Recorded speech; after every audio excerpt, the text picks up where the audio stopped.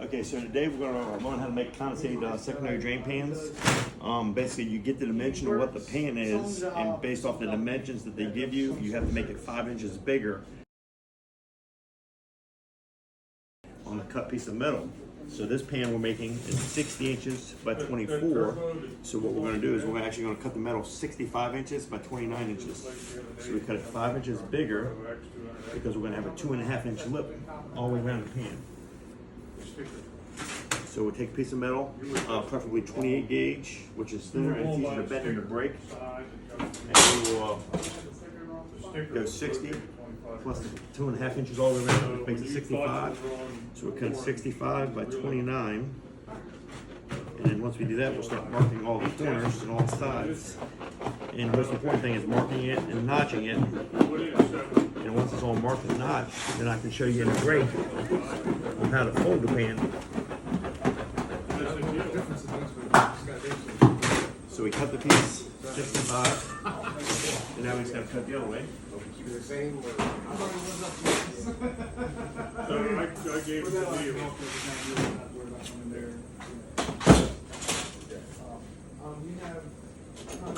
So that's 24 plus 5 is 29.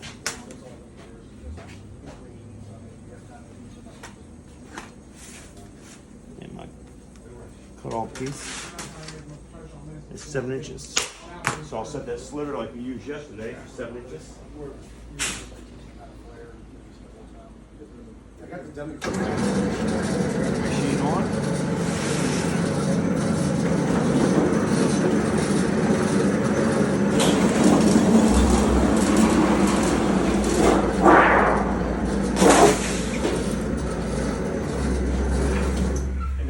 Metal cut, we will actually mark our metal. So this has a lift all the way around it. So what we do is we mark our 2.5 inch line here. And then we have a 1/2 inch hem that we put on it. So we mark the 2.5 inch line. And you mark the 1/2 inch line all the way around 4 sides. So if you look and see, that's the 2.5 inch line.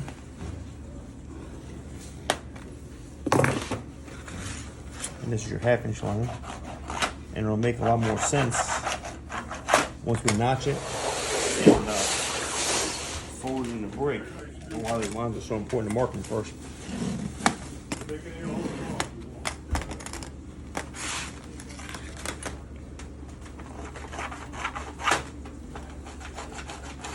And on this last corner, I'll mark it with a Sharpie so you can actually see better in the camera. How much it is easier to see. But sometimes that sheet metal line doesn't show as well. So I'm going to take a Sharpie and show those lines.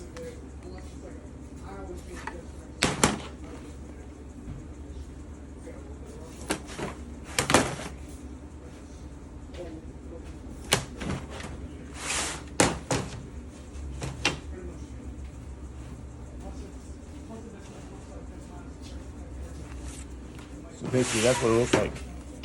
So we have the 2.5 inch line here and the 1/2 inch line here. And the next thing we'll do is notch those out. And they're basically, I call them relief points. So it relieves the metal from the stress when you bend it. So I'll V-notch a 1/2 inch line. Okay, that's a V-notch, and I literally take this corner completely out and cut it out. So I V-notch a 1/2 inch line and cut that 1/2 inch corner completely out.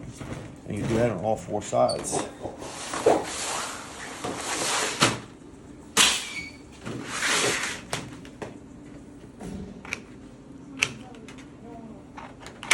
And it probably shows up a lot better with that side I marked with the magic marker.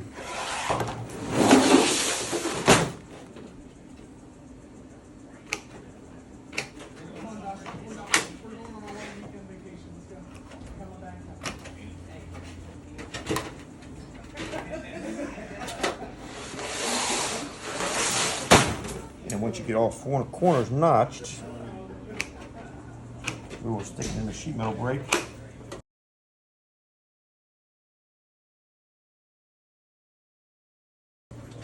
And start folding them. I always try to do the long side of the metal first. So I'll come over to the sheet metal brake here.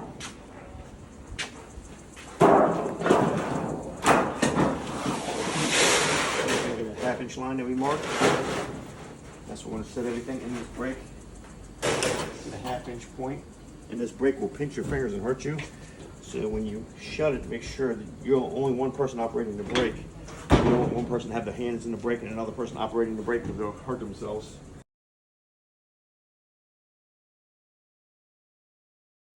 So I marked that half-inch line. So that's the first thing we do is call a half-inch hem. Just like the hem on your pants, we'll hem this over so it's safer and stronger. So we bend the metal over, pull it out of the brake,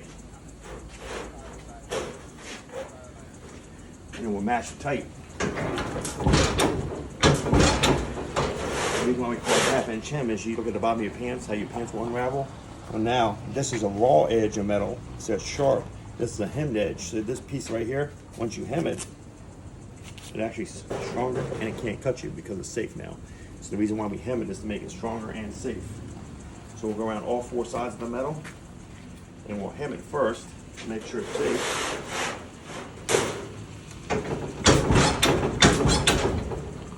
And we'll flatten it.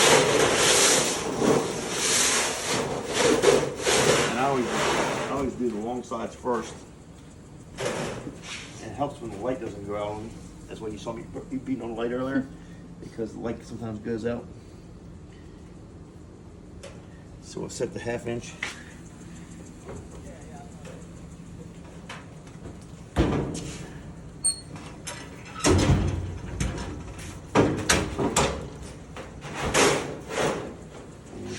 Hem it all the way around on all four sides.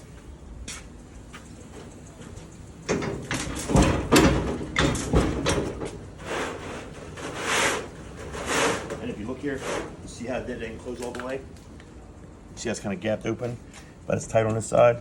We'll put that back in the brake. We'll make sure we match it flat again.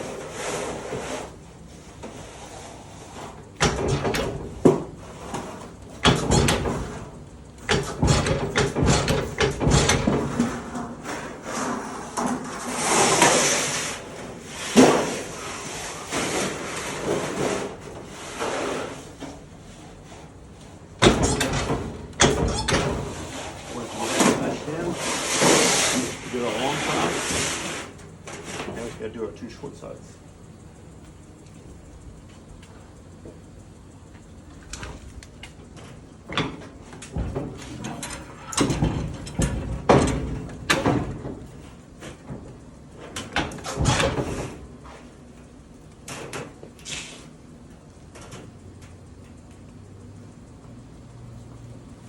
There's a little notch, it's a 2.5-inch notch that I made.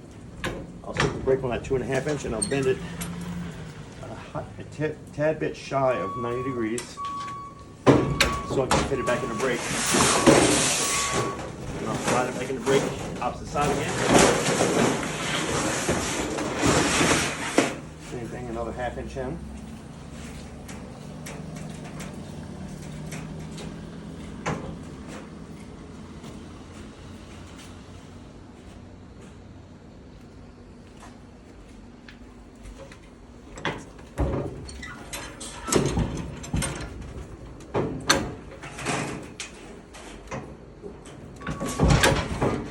Flat, same thing, that's 2.5 inches. I'll bend the short sides first.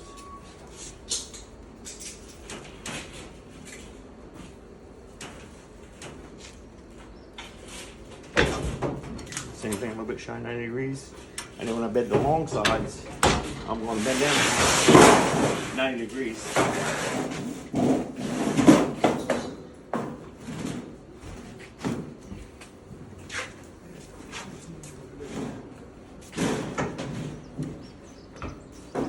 Now I got to brake on a second notch. That'll bend full 90 degrees. Flip it around. 180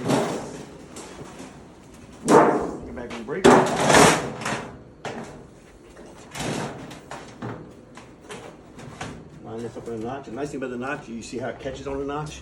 It literally catches right where that notch is, so it won't move. And then I'll bring this end down. Close it and lock, lines up with the notch. Same thing, I'll bend it 90 degrees. And this is called a seamless drain pan. There's no seams in it, that's why it doesn't leak. Break up, and then you take your fingers. Okay, I'll show you this one. This one I take my fingers and I push down and pull up at the same time, and that bends the corners in. Okay. Push down and bring up. Now, if you don't have hands, let me show you another way to do it. Let me get some tools. So if you have a little bit weaker hands, you can grab it just like this on that seam. Lock these tongs down on the seam, and what you do,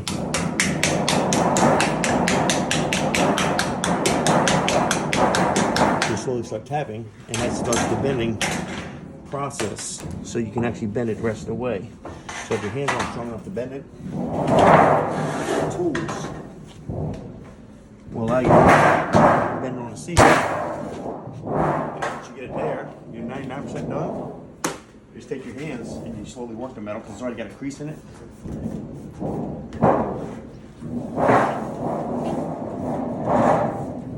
work the metal. And then see how that's not mashed tight? What I do is I take the hammer and mash it tight.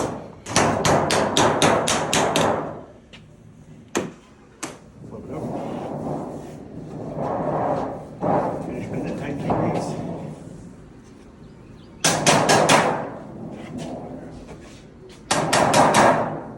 Match this side tight.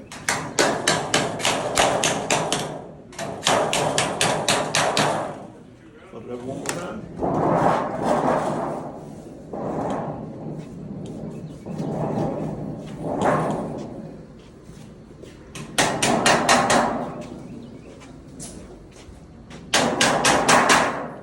And that is your